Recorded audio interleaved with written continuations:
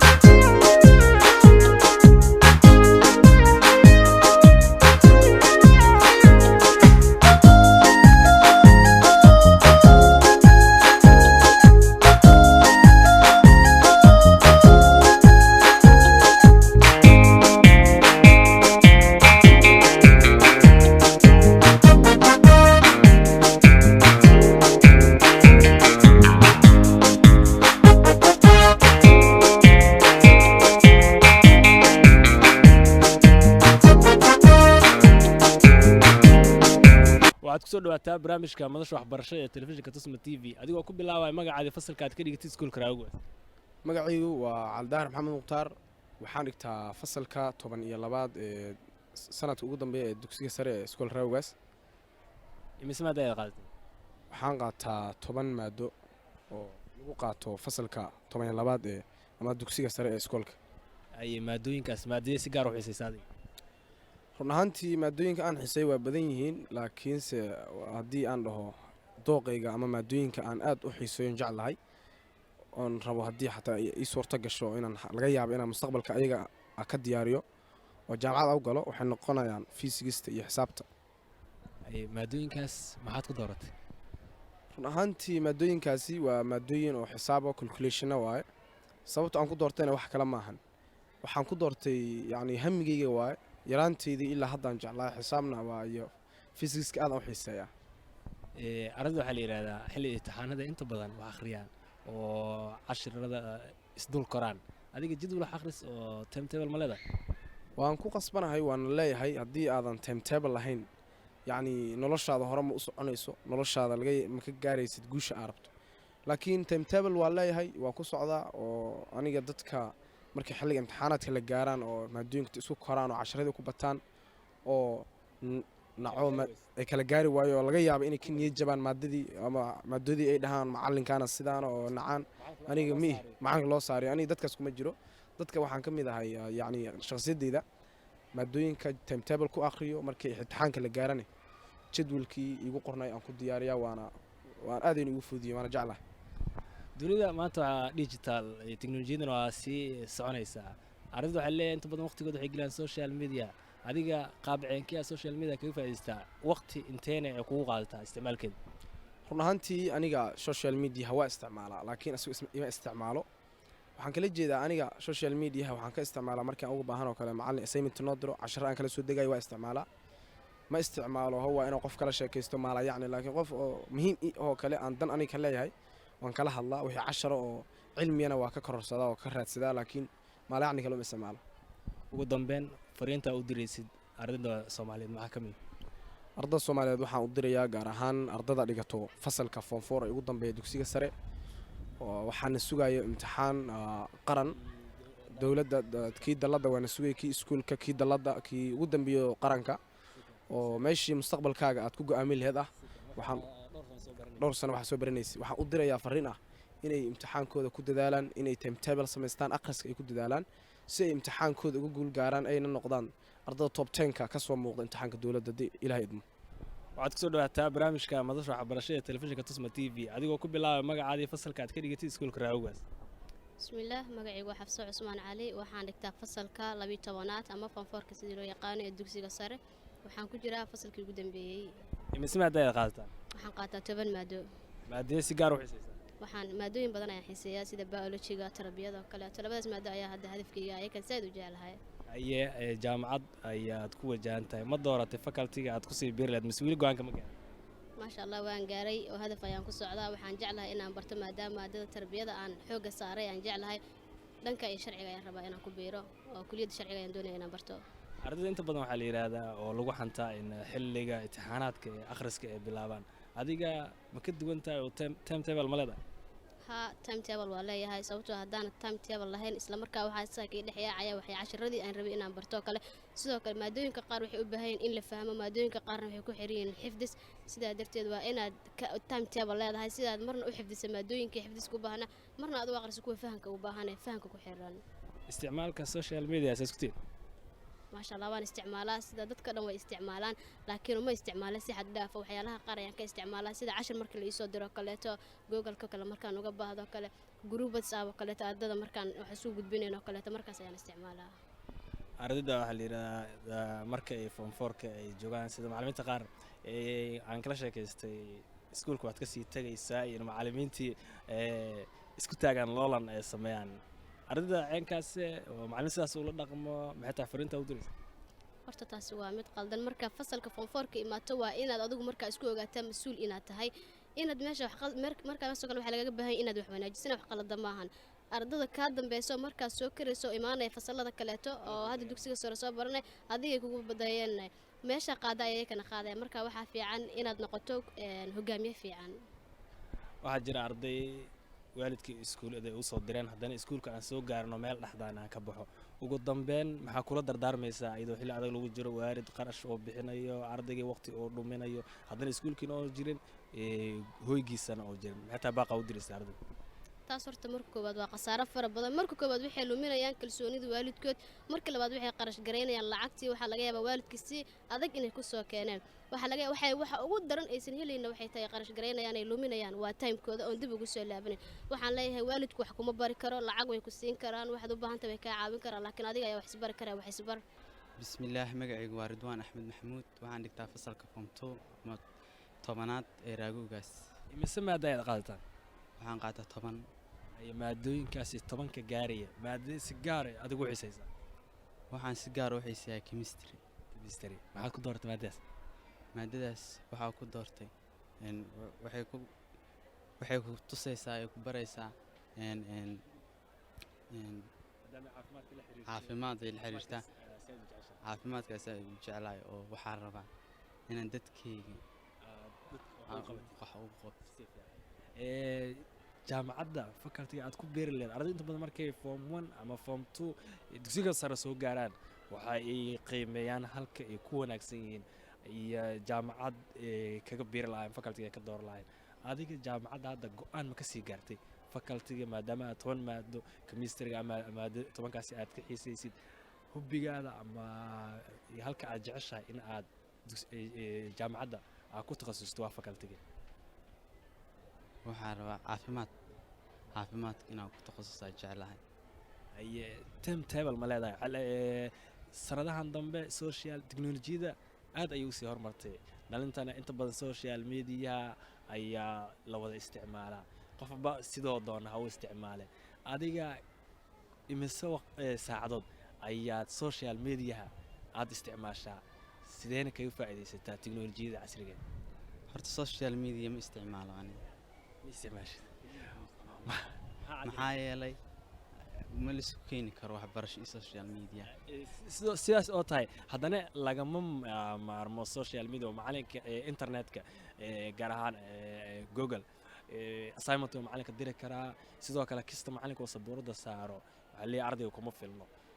waa in isaga oo baxsi sameeya ama baaritaano ardayga sameeya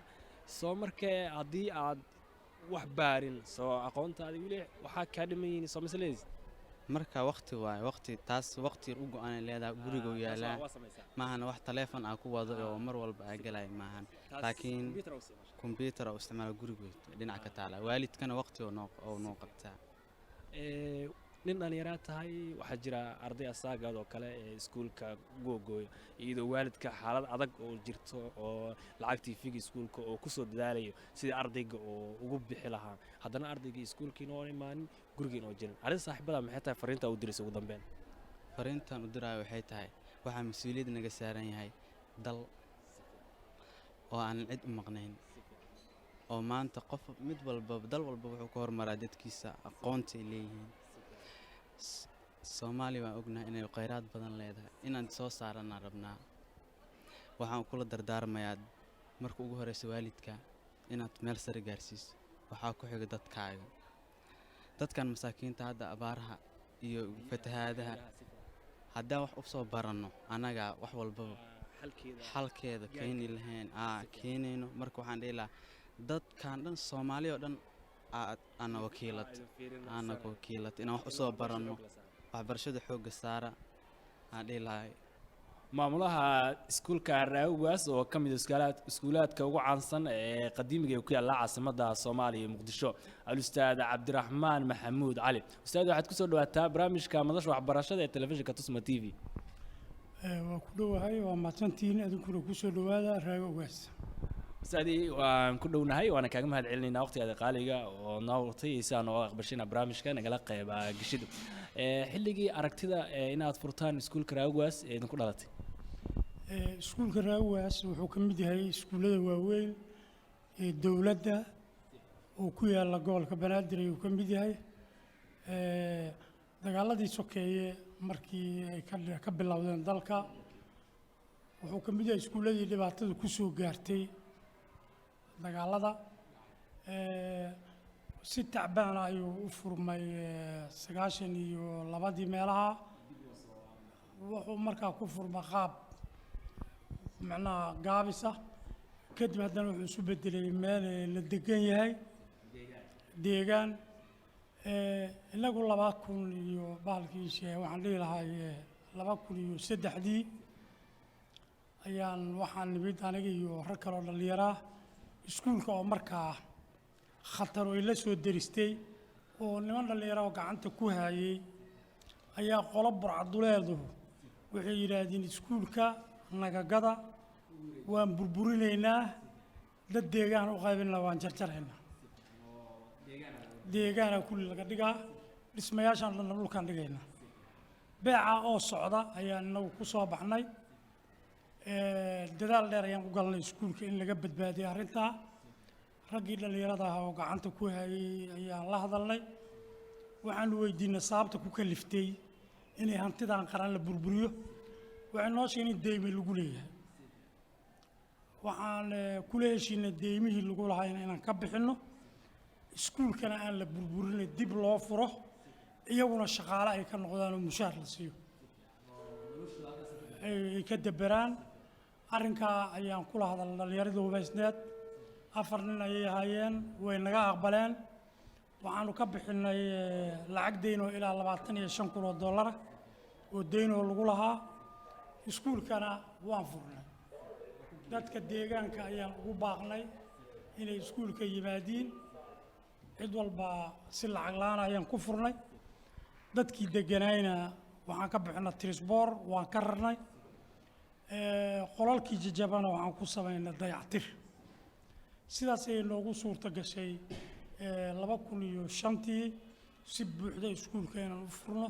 qaybihiisa kala gedisan xilligaa wixii ka dambeeyana wuu shaqaynaya hadba heer ayuu soo maray laakiin iskuulku wuu shaqaynaya wuxuuna wataa magaciisii hore ee Raawgaas dawladdu ay u bixday markii ay dhistay saadi mise qaybo oo ka kooban yahay iskuulka Raawgaas iskuulka horta waa iskuul aad u weyn sida aad aragtaanba hadda ilaa iyo 34 fasal ama galaas ayaa howl gasha tiro xaafisyaal ayuu leeyahay wuxuu leeyahay hoolal shirarka wuxuu leeyahay ceelal biyood wuxuu leeyahay garoon kubadda cagta ee lagu ciyaaro wuxuu leeyahay masaajid weyn waxay isugu jiraan galaasyadaas iyo qaybahaas aan sheegno dhan qaybo aan hirgelinay innagu intaan gacanta ku haynay 2004 ilaa hadda iyo qaybo markii hore dhismihii hore uu ka koobnay marka iskuulku intaas ayuu ka kooban yahay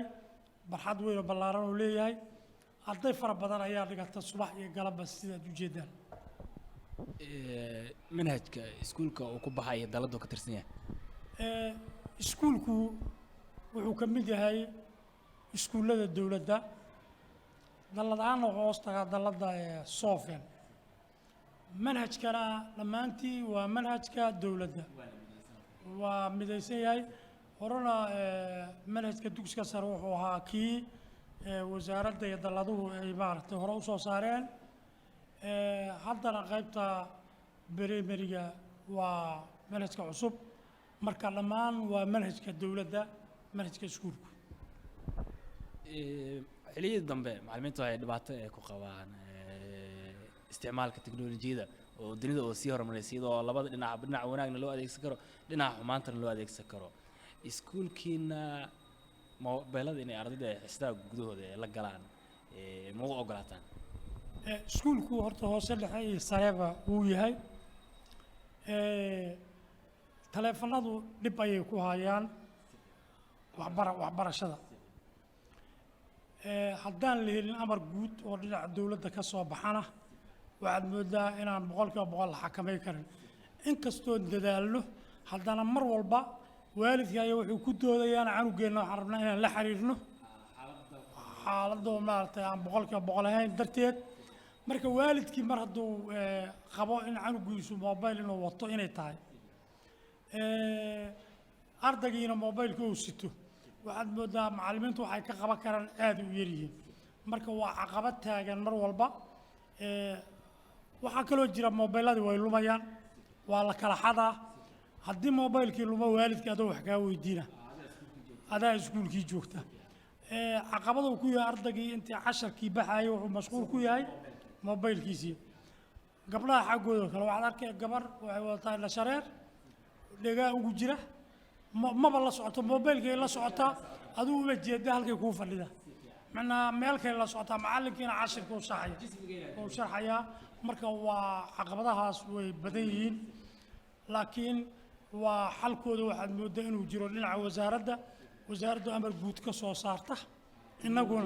innaguna aan fulino waxa weeye waa xalku waxaad moodaa sidaas inuu yahay sidoo kale ustaadi ardayda soo daahitaanka waxaa arkaysaa xilligii waxbarashada xisooyinkii ay socdaan qaarkood inay iskuulka agaarihiisa ay joogaan ama ay dhowr xiisa 2 xiisa oo kale ay soo dib dhacaan ardaygaasi saameyn ceenkee ayay ku yeelanaysaa imtixaanka markii la gaarino soo daahitaankiisa faraha badan ardaygu hadduu soo daaho xisadaa dhaafi ama laba dhaafaysa maadadaas waa maqanta maalin walbana maadda unbaa maaragta soo hormaraysa ardayga soo daahahu waxa weeye wuxuu la joogo lama arko waxa waxbarashadii loogu talagalay ma uusan qaadan inkastoo waxoogaa caqabad ay jiraan oo gaadiidku sidii la rabay uusan ahayn oo waddooyinku maaragtay sheegay marar badan xirmaan haddana waxaad moodaa waalidiinta iyo inaysan wada shaqaynaynin iskuulka waayo ardaygii guriguu ka soo tegaya waalidka waxaa la rabaa goor inuu soo diro ardayga inuu xilli hore soo diro waalidku waxaa la rabaa inuu ogaado ardaygiisu inuu iskuulkii tegay xilligii loogu talagalay iyo in kale in badan waalidiinta waxaa rabnaa haddii aan wacno taleefonka ma naga qabanayaan waxaa caadi ka noqota xamar taleefon aan la aqoon inaan la qaban qofka inaad haddaad tira taleefon qaba wuxuu leeyahay taleefonkaaga iima seef garayne marka ma qaban karo taleefon aan aqoon marka waalidkii hadduusan iskuulka imaan taleefonkiina uusan naga qaban waxa weeye waxaad moodaa shaqadii innaga marka 2 caqabadood ayaan haysta ardaygii wuxuu ka faa'iidaysana waalidkii iyo iskuulkii oo wada xidhiiri innagana dhinac waxaa naga haysta ardaygii haddaad laba subax aad canaanato subax dambe wuxuu ku leeyahay beddelkeyga isii sababtoo ma jirto waxadaynaya iskuulkan uu ka tagaa iskuulkan uu tegaya ayuu tegayaa marka ma ardaygii aad ku ilaaldaa inuu iskuulka joogo mase waxaad ilaalidaa in casharkii baxo waa caqabad taagan marka kolleyba waa rajaynaynaa laakiin inay iskaashadaan oo waxa laba isku si ku soo waan rajaynaynaa marka si kastoo ahaataba waan wadnaa hawsha hadda tan iyo markii iskuulkaani aad dib u ambaqaateen imase dafcadood ayaa qalin bedelatay 2007 laga soo bilaabo ilaa iyo 2019 sanad walba waxaan soo saaraynay arday ayaa soo saaray marbana inun bay la ekeed waxaan filayaa dhammaan ardadaas uu liiskooda wuxuu yaallaa wasaaradda waxbarashada ayuu dhammaan yaallaa marka waxa weeye waxaan is leenahay ardada muddadaas aan soo saarnay waa arday lagu faani karo oo waxaan dhihi karnaa iskuulku shaqadii loogu talagalay wuu qabtay inkastoo marar badan caqabad ay jireen oo hadda aan joogno markii uu fiicnee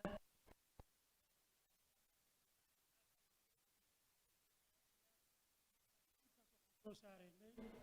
arday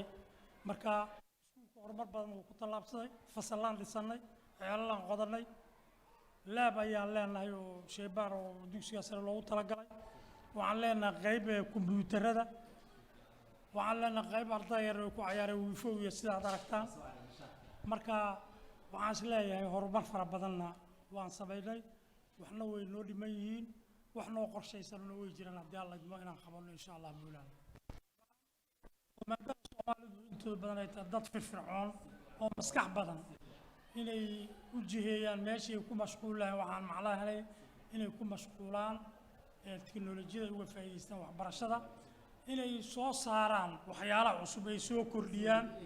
oo ay aada u fekeraan waalidiinta iyo taas gacan ku siiyaan wasaaradda waxbarashadana waxaan is leeyahay dadaal badan ayay ugu jirtaa ayada ayaana waxbarashada mas-uulka ah ayada ayaa laga rabaa had walba ay awoodda ay leedahay haddii awooddooda ay joogto inay tijaah samaydo ay dadka tilmaanto inay tilmaanto haddii inay dhaqaalo bixido awooddooda ay joogto leanna ayadaa mas-uuliyaddu saaran tahay awaamirta ayadaa laga rabaa inay bixido marka waxbarashada sidii loo hormari lahay waxaan qabaa ma liidano ubadka soomaaliyeed ma liito xaaladii adkeed ee dagaalka iyo xabadaha iyo qaraxyada ayay wax baranayeen ardaydii saas wax ku barataa jaamacada dibadda aaday shahaadooyin soo qaatay yimid waxaan is leeyahay ragga maanta inta xataa siyaasiyiinta ama xildhibaan ha noqdo ama wasiir ama agaasime waxaa ku badan rag badan oo soomaaliya wax ku bartay